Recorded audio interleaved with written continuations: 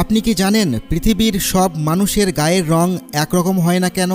আদম আলাইহিসসালামের সৃষ্টির সময় আল্লাহ তাআলা কিছু কাদামাটি নেওয়ার জন্য জিব্রাইল আলাইহিসসালামকে জমিনে প্রেরণ করেন।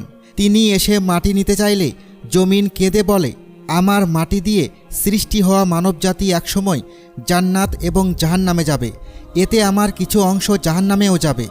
মাটি তখন কেঁদে বলে, তোমার নিকট থেকে আমি আল্লাহর কাছে পানাহা চাই। এতে জিব্রাইল আলাইহিসসালাম ফেরত চলে আসে।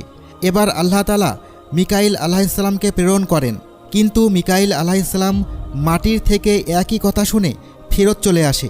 এবার আল্লাহ তাআলা মালাকুল মত তথা আজরাইল আলাইহিসসালামকে প্রেরণ করেন। জমিন তার কাছ থেকেও আশ্রয় প্রার্থনা করলে তিনি বললেন, আর আমিও আল্লাহ তাআলার আদেশ বাস্তবায়ন না করে শূন্য হাতে ফিরে যেতে পারবো না।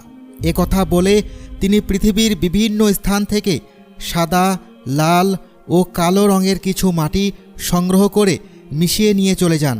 এ কারণেই আদম আলাইহিসসালামের সন্তানদের এক একজনের রং এক এক রকম হয়ে থাকে।